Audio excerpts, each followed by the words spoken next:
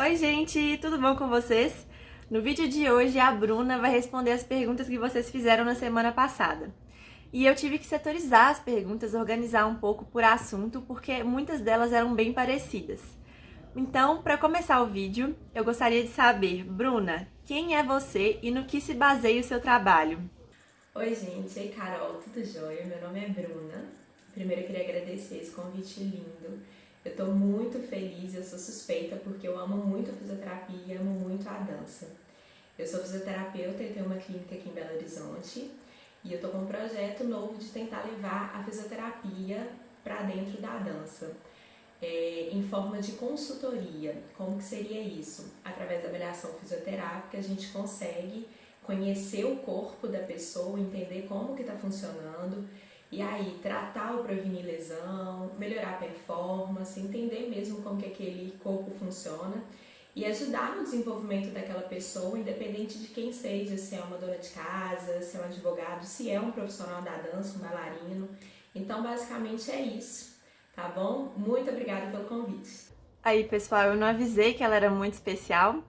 Então vamos lá, perguntas. A primeira foi: por que, a partir do nível intermediário para avançado na aprendizagem do forró, sentimos um aumento tão grande da dificuldade? E por que para algumas pessoas é mais fácil que para outras? Depende da memória motora daquele corpo. Se aquela pessoa já teve um contato com alguma propriedade que está sendo exigida na metodologia da escola, ela vai ter mais facilidade.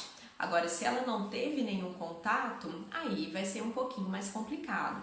Então, quem já teve contato com a música, contato com outras danças, quem já praticou outros esportes, às vezes nem é em cima do forró mesmo, mas em outras atividades que trazem alguma propriedade para aquele corpo ter memorizado, essa pessoa vai ter mais aptidão e ela vai caminhar mais rápido. Mas, mais importante do que essa comparação do ele desenvolveu mais rápido, é porque qualquer um pode chegar a isso. Com o treino, o seu corpo se adapta e você desenvolve. Agora, o importante, né, o que eu acho assim, interessante a gente pensar é em quais pontos o meu corpo tem dificuldade. Eu posso ter uma memória motora em relação à consciência corporal, a movimento muito legal, e aí eu vou desenvolver rápido no primeiro contato com a dança, mas ter o cardiovascular ruim. Então, quando começarem as músicas rápidas, eu vou ter muita dificuldade. E aí eu vou ter que ter um treino específico, né? E direcionado para aquela parte cardiovascular. Mas tudo é treino. E todo mundo consegue desenvolver a partir desses treinos. A próxima pergunta é uma que eu particularmente ouço bastante. É o seguinte: tenho muita dificuldade de coordenação motora. Tenho salvação? Gente, claro. Não existe isso de eu tenho salvação. A dança é para todo mundo. Só que existem dificuldades em coordenação, existem vários tipos de coordenação. Na dança a gente tem uma coordenação específica. Às vezes esse corpo não tem uma memória motora para esse tipo de coordenação. Só que o nosso corpo é adaptativo, ele vai se adaptando à atividade, ele vai se adaptando à demanda. E quanto mais a gente treina, menor o tempo de adaptação. Então, assim, é entender o que está acontecendo comigo naquele momento, quais são as minhas dificuldades e treinar. E todo mundo tem salvação, não existe isso. A dança é para todos. Qual a forma correta de manter os pés, calcanhar levantados dançando forró? Como devo escolher o sapato para dançar? Gente, não existe posicionamento correto. Isso depende muito da pessoa, depende do alinhamento que ela tem. Não existe isso. E hoje a fisioterapia ela não fica muito presa à correção de posicionamento ou de gesto esportivo, ou gesto da dança e por aí vai. O que a gente trabalha é a consciência corporal para você entender como que seu corpo está funcionando dentro daquele movimento e preparar aquele corpo para aquela demanda. Então, eu não vou dar dica de posicionamento de pé, mas eu vou dar dica de algumas coisas que a gente tem que trabalhar para ter um pé saudável para qualquer tipo de posicionamento. A gente trabalha mobilidade articular e tecidual, a gente trabalha força de musculatura intrínseca, o equilíbrio das forças musculares que atuam naquele pé, no tornozelo. A gente trabalha o nosso corpo de forma global. Então, como que aquele pé funciona, a estabilidade daquele pé funciona em relação aos movimentos de tronco e por aí vai.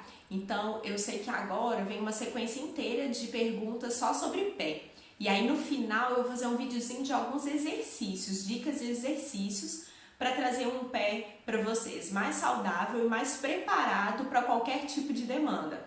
Se eu vou dançar na padaria lá em Dunas ou se eu vou dançar no iate aqui em Minas, que o chão é liso, tá bom? Então no final dessa sequência eu mostro alguns exercícios.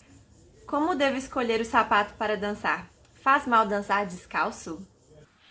Gente, o sapato ideal é aquele sapato que te dê o máximo de conforto e não restringe as suas articulações, não limite os seus movimentos de dedo, tornozelo, joelho, pé e quadril. Então esse é o sapato ideal, aquele mais confortável. Em relação a dançar descalço, não tem problema nenhum você dançar descalço, principalmente se o seu corpo for adaptado a isso. Se ele não for, você vai passar por um período de adaptação, vai criar calo, sua face plantar pode ficar um pouco estressada, sentir alguma dor, mas é o período de adaptação. Outra coisa que a gente deve pensar é na segurança e na higiene desse pé. Eu dançar na minha casa é uma coisa, eu ir para um forró, para um baile dançar, eu estou susceptível a problemas secundários que podem atrapalhar o meu pé. Eu posso pisar em um objeto cortante, podem me machucar, pode ter um fungo ou uma bactéria nesse chão que pode trazer um problema para o meu pé. E esse problema pode até me afastar da dança. Então a gente tem que pesar os riscos e ver o que é melhor para a gente. As próximas duas perguntas eu vou fazer junto porque elas são muito parecidas. A primeira: já quebrei o pé uma vez, posso continuar dançando? E a segunda: torci o tornozelo e ele nunca mais foi o mesmo para dançar. Sempre tenho receio de torcer de novo e jogo mais o peso para o outro pé. O que posso fazer? Nessa segunda pergunta eu queria falar que eu me identifico bastante, porque eu também já torci o tornozelo alguns anos atrás, rompi parcialmente 2 ligamentos e foi um período muito tenso, porque eu já dançava nessa época, foi logo no início quando eu comecei a dançar. E desde então, meu tornozelo também nunca foi o mesmo. Então, eu acho que isso é uma coisa, infelizmente, comum para muitas pessoas que dançam. E seria muito bom saber, Bruna, o que eu também posso fazer para poder ter mais equilíbrio no meu tornozelo esquerdo e não vir a ter outra lesão como a que eu tive. Então, gente, todo mundo pergunta sobre isso. Aquele tecido que foi lesionado e que nunca mais voltou a ser o mesmo. Não volta. Ele é um tecido cicatrizado.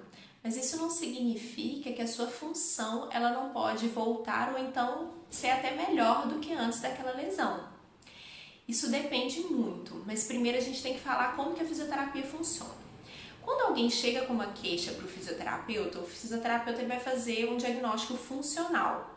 Ele vai entender a função daquela estrutura e vai traçar os caminhos que levaram à perda daquela função. Então, por exemplo, no caso da Carol, quando ela chegou na fisioterapia, ela tinha uma lesão antiga, um tecido já cicatrizado, mas de forma cíclica, ela teve a lesão, ela adquiriu uma conduta de proteção àquele tornozelo, àquele pé, e adquirindo essa conduta, ela foi usando cada vez menos esse pé dentro da função da dança.